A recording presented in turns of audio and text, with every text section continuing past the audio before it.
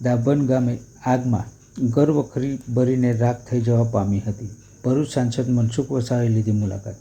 ગત તારીખ 22 જુલાઈના રોજ ડેડિયાપાડા તાલુકાના દાભણ ગામે અર્જુનભાઈ તડવીના ઘરમાં આકસ્મિક આગ લાગવા પામી હતી, જેની જાણ પૂર્વ જિલ્લા પંચાયત પ્રમુખ અને જિલ્લા સદસ્ય પરુષાબેન વસાવા દ્વારા ઘરવખરીનો સામાન તાત્કાલિક લાવી આપવામાં આવ્યો હતો અને આપ ધારાસભ્ય ચૈતર વસાવાના ધર્મપત્ની વર્ષાબેન વસાવા અને શકુંતલાબેન વસાવાએ પણ આર્થિક સહાય કરી હતી.